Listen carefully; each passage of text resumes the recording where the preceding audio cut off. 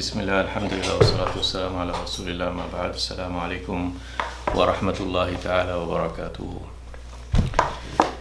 আপনাদের সামনে আমি বিগত 7 বছর ধরে তাফসীরের সেশনগুলা প্রেজেন্ট করছি। যতদূর সম্ভব হয় আল্লাহর কালামকে প্রেজেন্ট করা এবং এখান থেকে প্রেজেন্ট করা ইন আ সেন্স যেটা আমরা বুঝতে পারি, আমাদের লাইফের সাথে ইন্টারঅ্যাক্ট করতে পারি। এবং তাফসীর বিভিন্ন লেভেলে করা যায়। আমি চুজ করেছি সেই লেভেলটা, যে লেভেলে আমরা ফায়দা পাবো এবং যার যেরকম এবিলিটি আছে এখান থেকে আরও বেশি আমরা এক্সপ্যান্ড করতে পারি। একজন একটা আয়াত থেকে 10টা ফায়দা পেতে পারে, আরেকজন একটা পেতে পারে, আরেকজন 100টাও পেতে পারে। সো ইট অল ডিপেন্ডস, আল্লাহ সুবহানাহু ওয়া তাআলা এভাবে ডিস্ট্রিবিউট করেছেন এবং একটা টাইমের সাথে রিলেটেড, লোকেশনের সাথে রিলেটেড। সো ইনশাআল্লাহ এইটাই অবজেক্টিভ, যে যার যেরকম এবিলিটি আছে সেই এবিলিটি নিয়ে এই কোরআনটাকে স্টাডি করা হেদায়েতের জন্য। এবং সূরা বাকারার খুব শুরুতেই হুদান লিল মুত্তাকিন, এটা হচ্ছে হেদায়েত তাদের জন্য যাদের ভিতরে এই তাকওয়াটা আছে, যাদের ভিতরে তাকওয়া আছে। এবং কোরআনটা আমাদেরকেও তাকওয়া শিখিয়ে দেয় যে কীভাবে আমরা তাকওয়া হাসিল করতে পারবো, যাতে করে কোরআন থেকে আমরা ফায়দা পাই। তো যাই হোক, বিগত এই 7 বছরে অলমোস্ট আমরা একটা ইম্পর্টেন্ট পার্ট কভার করেছি কোরআনের। আমি মনে করি সেটা হচ্ছে সূরা ফাতিহার পরে বাকারা, আল ইমরান, নিসা এবং মায়েদা। তারপরে শুরু হবে আল আনআম ইনশাআল্লাহ। নেক্সট রমজানের পর থেকে আমরা আবার কন্টিনিউ করব আমাদের সেশনগুলা। কিন্তু এই 4টি সূরা সবগুলাই বড় বড় সূরা, বাকারা, আল ইমরান, নিসা এবং মায়েদা, এগুলো সবগুলাই মদিনাতে নাজিল হয়েছে এবং এটা মদিনার প্রায় পুরো লাইফটাকে কভার করে। মদিনার শুরুর দিকে আল বাকারা, তারপরে আল মায়েদা, তারপরে মিডল দিকে আন নিসা, তারপরে শেষের দিকে আল মায়েদা। তো একত্রে একটা সোসাইটি, একটা মুসলিম কমিউনিটি যত কিছু নিড আছে, আমি মনে করি এগুলার ভিতরেই সব কিছুই কভার করা হয়েছে। আহকামের দিক থেকে একটা সোসাইটির কী কী নিড আছে, এবং সোসাইটি এটা একটা কমিউনিটি। একটা কমিউনিটি এটার ইকোনমিক্স লাগবে, একটা কমিউনিটি এটার relationship, political relationship with is neighbour. একটা কমিউনিটি এই কমিউনিটিতে ফ্যামিলি আছে, ফ্যামিলি বিয়ে শাদির ব্যাপার, ফ্যামিলি বাচ্চা কাচ্চাদের ইস্যু, ডিভোর্স, তালাক, নিকাহ, এই পার্সোনাল ফ্যামিলি অ্যাফেয়ার্স, এই যে স্মল জিনিস থেকে শুরু করে একবারে বিগার জিনিস, সব কিছুই আলহামদুলিল্লাহ আমি মনে করি এটার ভিতরে আছে। একটা কমিউনিটি এটার ফাইন্যান্সিয়াল ট্রানজ্যাকশান, বেচা কেনা, দান খয়রাত, কমিউনিটির এনশিওর করা যে এখানে কোনো ডিসক্রিমিনেশন হচ্ছে না, একটা গ্রুপ এসে আরেকজনের টাকা খেয়ে নিচ্ছে না। এই যে আমাদের সমাজে আমরা এখন যত প্রবলেম আপনি চিন্তা করেন, আলহামদুলিল্লাহ এই 4টি সূরার ভিতরে এগুলোর সলিউশন আমরা পাবো ইনশাআল্লাহ। এবং এটার পরে আমরা স্টার্ট করব সূরা আল আনআম, যেটা হচ্ছে মক্কি সূরা। এবং মক্কি সূরার বড় সূরার ভিতরে এটা একটা উন্নত মানের সূরা। ওই জন্য ওইখানে আমরা দেখব যে মক্কি সূরার ক্যারেক্টারিস্টিক্সটা আমরা ইনশাআল্লাহ নেক্সট টাইম দেখব। এবং যদি মক্কি সূরা মানুষ তৈরি করে অ্যাজ অ্যান ইন্ডিভিজুয়াল লেভেল, একটা হিউম্যান বিইংসকে তৈরি করে, যে তার চিন্তাধারাটা কি, তার আকীদাটা কি, তার রিলেশনশিপ উইথ আল্লাহ, হেন্স এই তাওহীদ। এবং সেই সমাজে যেগুলা অ্যাসপেক্টস অফ শিরক আছে, যেগুলা উপাস্য এবং ইলাহ আমরা মানুষরাই তৈরি করেছি, তাদেরকে সাবমিশন করি, তাদেরকে আমরা ভয় পাই এবং তারা আমাদের কাছ থেকে ওইটা এনজয় করে। এই সব সোসাইটির কিছু এলিটসরা যে তারা এনজয় করে যে হ্যাঁ একটা 90% অফ পপুলেশনকে আমরা কন্ট্রোলে রেখেছি উইথ সাম ভয় হোক, কোনো একটা কালচার হোক, একটা কাল্ট হোক, হোয়াট এভার। এবং এটাই হয়েছিল সব আম্বিয়াগণদের, এবং কুরাইশে রাসূল সাল্লাল্লাহু আলাইহি ওয়াসাল্লামের সাথে ওইটা হয়েছিল। সো এরকম সিচুয়েশনে একটা হিউম্যান বিইংয়ের কীভাবে তাকে চেঞ্জ করে তার হার্ট এবং আকীদা এবং ইবাদতটা কেবল আল্লাহর সাথে করতে হয়, এবং তার চোখ মুখ তখন খুলে যায় যে আরে এটা তো একটা প্যারাডাইম শিফট। তো এরকমভাবে রাসূল সাল্লাল্লাহু আলাইহি ওয়াসাল্লামের দীর্ঘ 13 বছরের যে মক্কি লাইফের যে ফেজেসগুলা, এটা সূরা আনআম এবং পরবর্তীতে বিভিন্ন মক্কি সূরাগুলা সুন্দর মতো কভার করেছে ইন টার্মস অফ আসলেই আমাদের এই আইডিওলজি এবং চিন্তা, তাওহীদ বেসড চিন্তাটার এবং এটার এগেনস্টে কী কী টাইপের কনফিউশন আসতে পারে, এবং যেগুলো হচ্ছে সব অ্যাসপেক্টস অফ শিরক, এবং এটার কনটেক্সটে হিস্ট্রি থেকে বেনিফিট পাওয়া যত সব প্রিভিয়াস নবীগণ ছিল, রসুলগণ ছিলেন নূহ আলাইহিস সালাম থেকে, এইগুলারই ডিসকাশন আমরা খুব সুন্দরভাবে দেখব ইনশাআল্লাহ সূরা আল আনআমে। তার মানে হচ্ছে আল্লাহ সুবহানাহু ওয়া তাআলা এত সুন্দরভাবে রাসূল সাল্লাল্লাহু আলাইহি ওয়াসাল্লামের এই 23 বছরের জার্নিটাকে এমন সুন্দরভাবে ডিজাইন করে দিয়েছেন যাতে এইটার ভিতরে full of use cases, situations, ঘটনা, প্রবলেম অ্যান্ড সলিউশন থাকে কিয়ামত পর্যন্ত।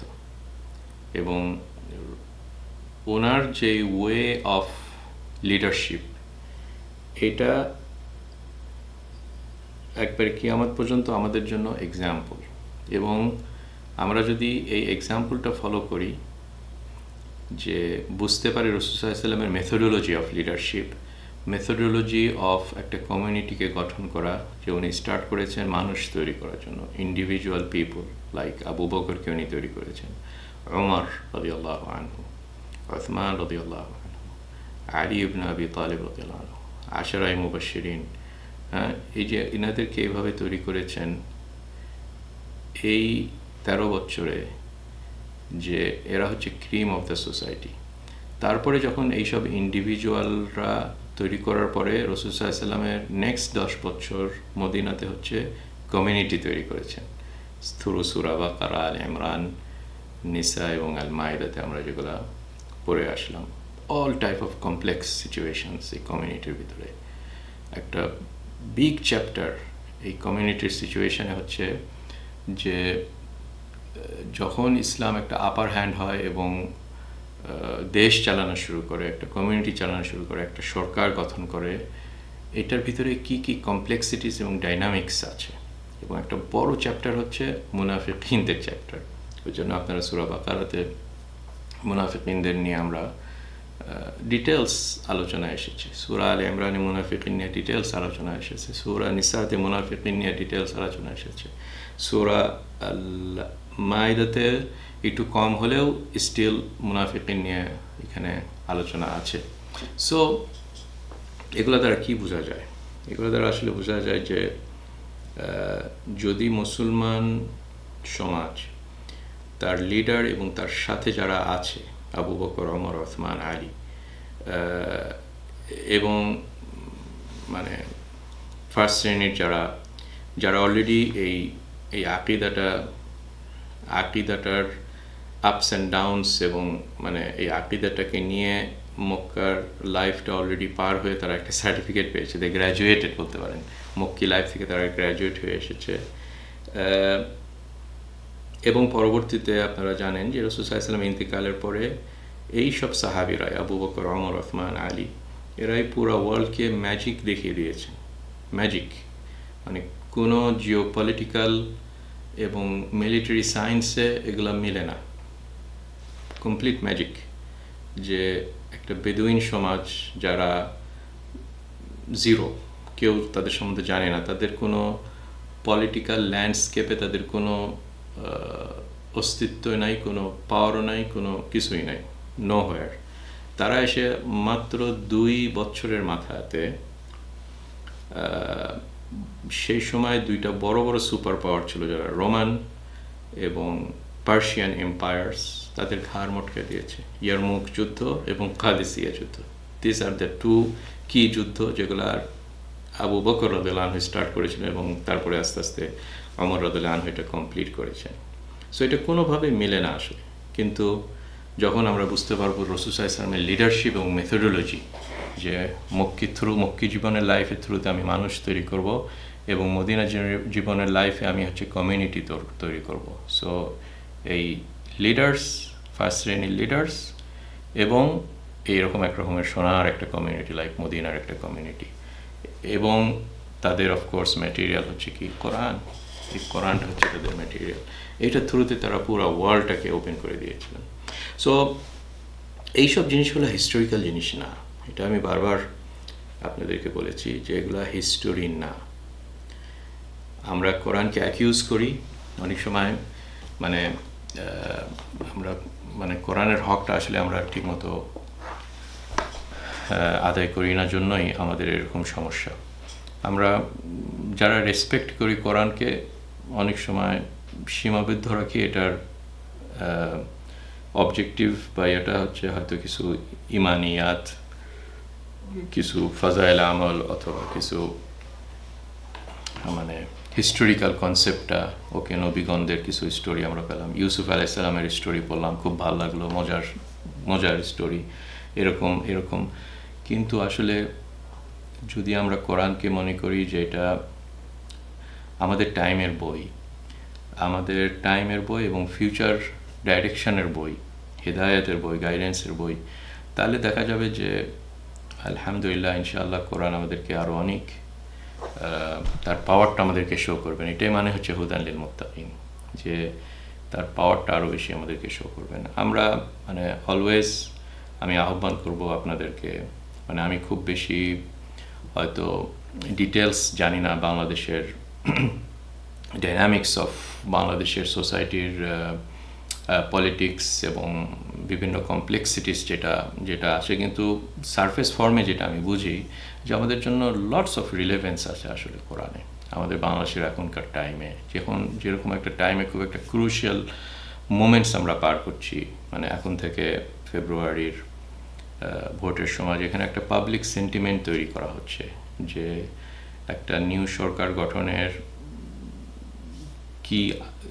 কি পদ্ধতি, কি ওয়েজ আমাদের এই বাংলাদেশের কনটেক্সটে যদি আমরা কোরআনের মদিনা জীবনের সাথে আমরা কম্পেয়ার করি, ইন আদার ওয়ার্ডস যদি আমরা সূরা বাকারাটাকে অ্যানালিসিস করি, আল ইমরানকে অ্যানালিসিস করি, নিসাকে অ্যানালিসিস করি, মাইদাকে অ্যানালিসিস করি, তাহলে দেখব যে আমরা আলহামদুলিল্লাহ এটাতে অনেক কিছু গাইডেন্স আমরা পাবো। ইমিডিয়েটলি যখন মুনাফিকিনদের চ্যাপ্টারটা আপনি পড়বেন, মুনাফিকিনদের ক্যারেক্টারটা কি, মুনাফিকিনরা সাহাবীদেরকে কিভাবে সমাজে একটা পিকচার তৈরি করতে চায় থ্রু তাদের হাতে যেগুলা টুলস এবং মেথডস আছে, এবং মুনাফিকিনরা অলওয়েজ তারা কাজ করে বাহিরের একটা এনিমির সঙ্গে। মদিনার সময় তাদের নাম বলতে পারেন ইহুদি, এবং মক্কায় যারা ছিল মুশরিক, তাদের সাথে মুনাফিকিনদের একটা ব্যাকডোর, একটা চ্যানেল ওপেন হয়েছিল, এবং ইহুদিরা রসুলের সাথেই ছিলেন মদিনাতে, এবং দে আর রিপ্রেজেন্টিং একটা বড় ইসলামের দুশমন।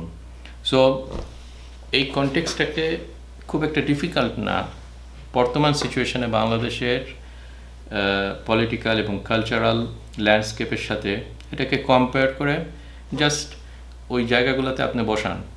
ওকে, সেই সময় মুনাফিকিন, সেই সময়কার যেরকম মিডিয়া ছিল, এখনও বাংলাদেশে ওরকম টাইপেরই মুনাফিকিন আছে, এবং তাদের হাতে এক রকমের মিডিয়া আছে যেগুলা সেই সময় রসুলের সময় মুনাফিকিনরা সবসময় সাহাবেদিকে বললো সুফাহা, একটা টার্ম ইউজ করতো তারা। সুফাহা মানে এরা খুব একটা বড় ইন্টেলেকচুয়াল না, এরা সোসাইটির রিক্সাওয়ালা এবং লো ক্লাস শ্রেণীর গ্রাম্য লোক, হোয়াট এভার ইউ ওয়ান্ট, এরা বেশি চিন্তা না করে জাস্ট একটা লোককে ফলো করছে, মোহাম্মদকে ফলো করছে।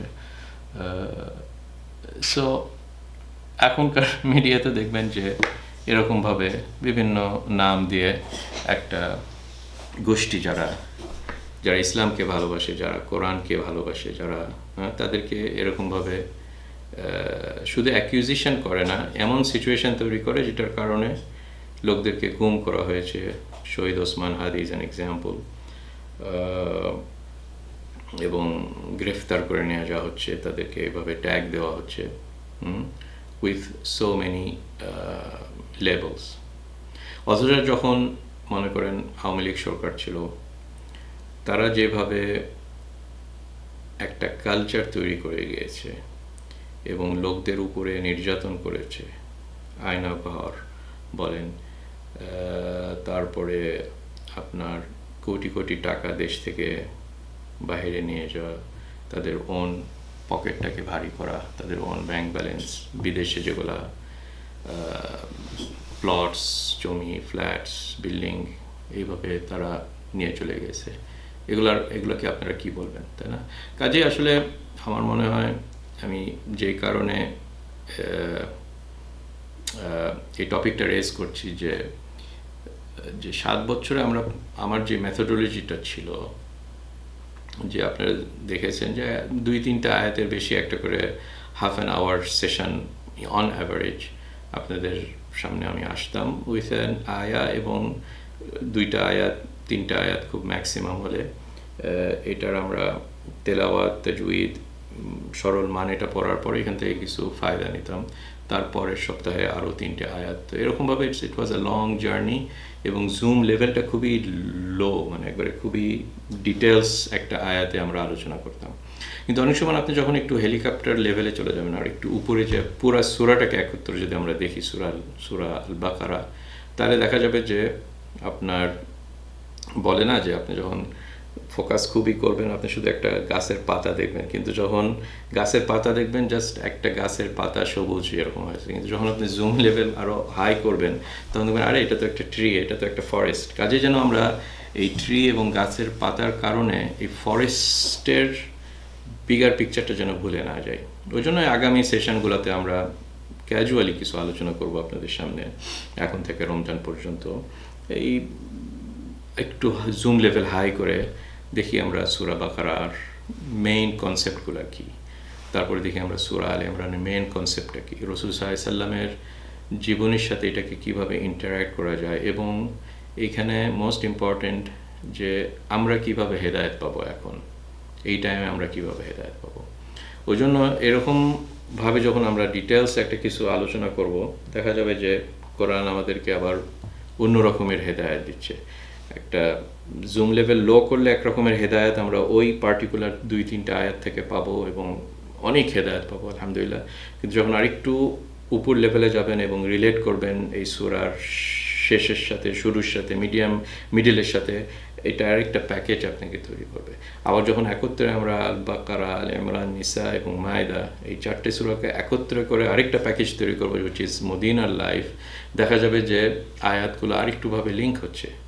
হ্যাঁ, ওই জন্য কোরআনকে তখন আর আপনার লিনিয়ারলি দেখবেন না যে ওকে বাকারা, আল ইমরান, না, এটাকে আরেকটা 3 ডাইমেনশনের মতন যখন দেখবেন যে আরে পিকচারটা আরও অন্যরকম আমাদেরকে দিচ্ছে এরকম। সো ওই জন্য বলছি কোরআনের লেয়ার্সের শেষ নাই, একটার পর একটা লেয়ার আপনি পাবেন, এভরিথিং, সব কিছুতে দেখা যাবে যে অ্যামেজিং জিনিস আমাদেরকে কোরআন হাদিয়া দিচ্ছেন অ্যাজ এ সোসাইটি। কিন্তু আনফর্চুনেটলি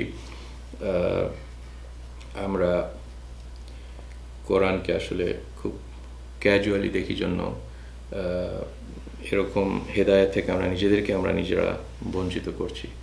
ইভেন যদি আরও হাই লেভেল আমরা একটা লেভেলে যখন আমরা ইনশাআল্লাহ পুরা কোরআনটা আমার সামনে আমি ভিজুয়ালাইজ করতে পারবো, ওকে আল ইমরানে এই জিনিসটা বলেছে, সেটা আবার মক্কি লাইফের ওইটার সাথে একটা কানেক্ট করতে পারছি। যখন আমরা পুরা কোরআনের এই আপনার 6000 আয়াত যেগুলো আছে কোরআনে, এই 6000 আয়াতটাই আমার সামনে 3D এর মতন আছে, যে আমি সবগুলোকে আমি রিলেট করতে পারছি অ্যাজ এ ওয়ান গ্ল্যান্স। এইটাই হবে সবচেয়ে powerful element of an individual, একজন আলেম, একটা সোসাইটির, একটা কমিউনিটি, একটা থিঙ্ক ট্যাঙ্ক, হোয়াট এভার আপনি বলতে পারেন, যে যে it will be an amazing. আমি এই লেভেলে ক্লেম করি না যে আমি এই লেভেলে পৌঁছেছি, এবং এটার কাছেও হয়তো আমি পৌঁছিনি, কিন্তু রাসূল সাল্লাল্লাহু আলাইহি ওয়াসাল্লাম আমাদেরকে যেই অ্যাডভাইস করে গেছেন, এবং এটাই আমার ভেরি মিনিমাম একটা প্রচেষ্টা, যে বাল্লিগু আন্নি ওয়ালাউ আয়া, মানে আমার থেকে তোমরা একটা আয়াত হলেও তাবলীগ করে দাও, জানিয়ে দাও লোকদেরকে, একটা আয়াত হলেও জানিয়ে দাও। কারণ এরকম হতে পারে রুব্বা মুবাল্লাগিন আও আমিন মিন মিন সামি, যে এরকম হতে পারে যে যে ক্যারি করছে, যার কাছে নিয়ে যাওয়া হচ্ছে এই আয়াতটা, সে হয়তো যে ক্যারি করছে তার থেকে আর একটু বড় হেদায়েত এখান থেকে পেতে পারে। ওই জন্য এই ছোট্ট একটা আয়াত হয়তো আমি এক্সপ্লেন করলাম আমার ওন ওয়েতে উইথ ভেরি মিনিমাম একটা কমেন্টস, কিন্তু রিসিভ এন এন্ডে যখন আপনি এটা পড়ছেন উইথ ইয়োর ব্যাকগ্রাউন্ড, আপনি পলিটিক্যাল সায়েন্স থেকে হতে পারেন, আপনি বায়োলজির পার্সন হতে পারেন, আপনার every person has his own unique talents এবং ব্যাকগ্রাউন্ডস, এবং কোরআনের সাথে আপনার ব্রেনের একটা লাইটকে হঠাৎ বন্ধ ছিল, ওটাকে সুন্দর করে জ্বালিয়ে দিল, আর আপনার সঙ্গে সঙ্গে অনেক কিছু রিলেট করতে পারলেন জাস্ট ওই আয়াতের, একটা ছোট্ট আয়াতের হেদায়েতে। এটা এরকম হয়েছে, অনেক লোকদের এরকম হয়েছে। সো এইটাই আমার প্রচেষ্টা, যে আমরা যেন একত্রে সবাই পরস্পরে আমরা এই গ্র্যান্ড একটা প্রজেক্ট হাতে নিই, যেটার নাম হচ্ছে কোরআনিক প্রজেক্ট, এবং সবাই সবার ইচ্ছা মতো এই প্রজেক্টটাকে আপনার নিজের ওন প্রজেক্ট বানিয়ে কাজ চালিয়ে যান। দেখবেন যে একটার পর একটা ডোর ওপেন হয়ে যাচ্ছে আপনার চোখের সামনে, এবং এটাই হবেই, এবং কোরআন নিজে এটা প্রমিস করেছে। সূরা আল আনকাবুতের সবচেয়ে শেষ আয়াতে আল্লাহ বলছেন, ওয়াল্লাযীনা জাহাদু ফীনা লানাহদিয়ান্নাহুম সুবুলানা, যারা আমার জন্য চেষ্টা করে, যেটার নাম হচ্ছে জাহাদু ফিনা, মানে কারণ জিহাদ মানে হচ্ছে চেষ্টা করা, আমার জন্য যারা চেষ্টা করে, এবং আল্লাহর জন্য চেষ্টা করার একটা বিগেস্ট ডোর হচ্ছে এই কোরআনটা আন্ডারস্ট্যান্ড করার চেষ্টা করা। এটা হচ্ছে সবচেয়ে বড় মানে ওয়ে অফ জিহাদ আমি মনে করি, যে যারা এই কাজটা করবে, আল্লাহ বলছেন লানাহদিয়ান্নাহুম সুবুলানা, আমি নিশ্চয়ই তাদেরকে হেদায়াত দিব আমার রাস্তা, বলেনি অনেক রাস্তা, কারণ এভরি পার্সন তার ইউনিক ট্যালেন্টস ব্যাকগ্রাউন্ডসে সে তার একটা ইউনিক রাস্তা সে বাহির করতে পারবে, যেখানে কোরআন তাকে পথ দেখিয়ে দেবে যে সে কীভাবে কন্ট্রিবিউট করতে পারে তার ওন লাইফে, তার ফ্যামিলিতে, তার অফিস আদালতে, তার মার্কেটে, তার বাজারে, তার কমিউনিটিতে, তার দেশে এবং গ্লোবালি। হ্যাঁ, কোরআন আপনাকে একটা হেদায়াত দিবেই, কারণ এটা আল্লাহর প্রমিস, কিন্তু শর্তটা কি? জাহাদু ফিনা, আমার জন্য একটু চেষ্টা করতে হবে, এবং এই চেষ্টা করাটা আসলে ক্যাজুয়ালি হয় না। এটা আমি জাস্ট কিছু ডোর ওপেন করেছি, কিন্তু এই চেষ্টাটা যার যেরকম এবিলিটি আছে আর একটু অ্যাটেনশন এভাবে দিতে হবে। আপনি যদি মনে করেন জাস্ট আমি ইউটিউবের 5 মিনিট একটা জিনিস দেখলাম তারপরে বন্ধ করে দিলাম, ইনশাল্লাহ ফায়দা পাবেন, আল্লাহ সওয়াব দিবে, কিন্তু ইটস বিয়ন্ড দ্যাট। অথবা আপনার যদি ওজিফা থাকে যে ফজরের পরে আমি ইয়াসিন পড়বো, আর রহমান পড়বো, ওয়াকিয়া পড়বো, মুলক পড়বো, তারপর আমি কোরআনের হকটা শেষ হয়ে গেল। ইভেন ওই যে 4টা সূরা পড়ার করে মানেও জানেন না, বা মানে জানার ইন্টারেস্টও নাই, কারণ আপনি মনে করছেন যে কোরআনকে জাস্ট আমি একটা বরকতের বই হিসাবে জাস্ট আমি রিসিটেশন করব। তাহলে ইনশাল্লাহ আপনি কিছু বরকত পাবেন, আমি এখানে এভাবে বলছি না। বা যদি আপনার অ্যাবিলিটিটা এটার বেশি না হয়ে থাকে, ইনশাল্লাহ এটা কন্টিনিউ করুন, আপনার ওজিফা কন্টিনিউ করুন, এবং ইনশাল্লাহ আল্লাহ আপনাকে আপনার ওই নিয়াতে ইনশাল্লাহ সওয়াব দিবে। কিন্তু আপনি যদি চেষ্টাটা একটু সেইভাবে নিয়াত করে দেখেন যে একটা জিনিসটা ডিফিকাল্ট হচ্ছে, কিন্তু এটা আল্লাহ ওপেন করেছে, এটা মানেই জাহাদু ফিনা লানাহদিয়ান্নাহুম সুবুলানা। আরেকটা আয়াত বলি, এটাও কোনো একটা সূরার একবারে লাস্টের আয়াত, মানে এই 2 আয়াতই সূরা আনকাবুতের লাস্টের আয়াত, এবং আমার মনে হয় এইটা হতে পারে যেটা হচ্ছে সানুরিহিম আয়াতিনা ফিল আফাকি ওয়া ফি আনফুসিহিম হাত্তা ইয়াতাবায়্যানা লাহুম আন্নাহুল হক আওয়ালাম ইয়াকফি বিরাব্বিকা আন্নাহু আলা কুল্লি শাইইন শাহীদ আলা ইন্নাহুম ফি মিরয়াতিন মিন লিকাই রাব্বিহিম আলা ইন্নাহু বিকুল্লি শাইইন মুহীত। ইনশাআল্লাহ আমি দেখব যে আপনাদের সাথে শেয়ার করব যে এটা কোন সূরাতে আছে, কিন্তু এরকম ভাবে আল্লাহ সুবহানাহু ওয়া তাআলা এন্ড করলেন যে আমি তাদেরকে আমার আয়াতগুলা থ্রু কোরআন এটা তাদেরকে আমি দেখাতে থাকবো। Is a future continuous tense, সানুরিহিম মানে আমি দেখাতে থাকবোই, কন্টিনিউয়াস একটার পর একটা দেখাতে থাকবোই। ওই জন্য এই কারণে আমি বললাম যে কোরআন আসলে কোনো হিস্টোরিক্যাল বই না, ব্রাদার এটা হচ্ছে একটা ফিউচারিস্টিক বই, যে এখনও এটা শেষ হয়নি, এটার মিরাকলস এখনও শেষ হয়নি, যে আমি তাদেরকে দেখাতে থাকবো যতক্ষণ পর্যন্ত না তারা হাঁটুর উপরে স্যারেন্ডার করে বলবে আরে এটাই তো হক, হে আল্লাহ এটাই তো হক। কাজে এই কোরআন যে হক এটা তো ইনশাআল্লাহ আমার আপনার কোনো সন্দেহ নাই, কিন্তু অনেকের সন্দেহ আছে, আনফর্চুনেটলি অনেকের সন্দেহ আছে। কোরআনকে এখনও আমরা সেরকমভাবে স্টিল আমরা কোরআনটাকে ডিজার্টেড করে রেখেছি। যেমন সূরা ফুরকানে আল্লাহ বলছেন যে নবীরা আল্লাহর কাছে কাকুতি মিনতি করে কাঁদতে কাঁদতে তারা বলে যে ওয়াকাল আর রসুল ইয়া রব্বি ইন্না কওমি ইত্তাখাযু হাযাল কুরআনা মাহজুরা। রসুলরা বলে যে হে আল্লাহ আমার কওম তো কোরআনটাকে হাজির করেছে মানে রেখে দিয়েছে। এটার ওই জন্য এই কোরআনকে মাহজুরা করাটা, কোরআনকে রেখে দেওয়া, কোরআনকে ডিজার্টেড করা, কোরআনের হক আদায় না করা, এগুলা বিভিন্ন লেভেলে হতে পারে। মানে আমরা হয়তো বলতে পারি ওকে আমি কোরআনের হাফেজ, আমি একটা কোরআন হেফেজ করা এবং সুন্দরভাবে তেলাওয়াত করার কম্পিটিশন আমি প্যাট্রোনাইজ করছি, আমি কম্পিটিশন স্পন্সর করছি। কোরআনের কি হাক এভাবে আদায় হলো না? যেটা আমি বললাম কোরআনের হাক তখনই আদায় হবে যখন সাহাবীরা এবং রাসূল সাল্লাল্লাহু আলাইহি ওয়াসাল্লাম উনি যেভাবে এই কোরআনের হক আদায় করাটা এই উম্মতকে শিখিয়ে গিয়েছেন এবং সাহাবীরা ওইটা আমাদের নমুনা দেখিয়ে দিয়েছেন, তখন কোরআনের সত্যিকার অর্থে হক আদায় হলে দেখা যাবে যে আবু বকর রাদিয়াল্লাহু আনহু এবং ওমর যেরকম ম্যাজিক দেখিয়েছেন আমাদেরকে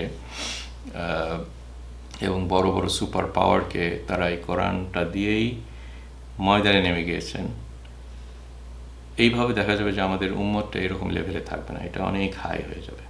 তো যাই হোক, আমি আর আমার বক্তব্য লম্বা করব না, ইট ওয়াজ জাস্ট অ্যান ইন্ট্রোডাকশন যে ইনশাআল্লাহ আপনাদের সামনে আগামীতে এরকম ছোটোখাটো কিছু আমরা এই 4টি সূরা যেগুলো অলরেডি কভার করেছি, মদিনা সূরা, বাকারা, আল ইমরান, নিসা এবং মায়েদা, এগুলার একটু জুম লেভেল হাই করে আপনাদের সামনে কিছু কিছু টপিক নিয়ে ইনশাআল্লাহ আলোচনা করব, যেগুলো সব কিছুর পিছনে এই সেম কনসেপ্ট যে একটা দেশ, একটা কমিউনিটিতে কোরআন আমাদেরকে কীরকম ফায়দা দিতে পারে। এরকম টাইমে 2025 আমরা 2026-এ ঢুকছি, এরকম টাইমে আমরা কোরআনকে কীভাবে খুব রিলেভেন্ট করতে পারবো, স্পেশালি আমাদের সিচুয়েশনে যখন আমরা একটা ইলেকশনের দিকে যাচ্ছি, একটা দেশ গঠনের জন্য যাচ্ছি। আমরা এরকম কোশ্চেন তো আসতেই পারে লিডারদের কাছে যে তারা তাদের কনস্টিটিউশনটাতে কীভাবে তারা তাদের গাইডিং প্রিন্সিপালগুলো কী হবে একটা সমাজ চালানোতে, এবং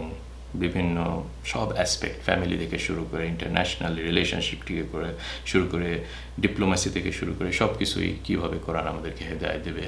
আসসালামু আলাইকুম ওয়া রাহমাতুল্লাহি ওয়া বারাকাতুহু।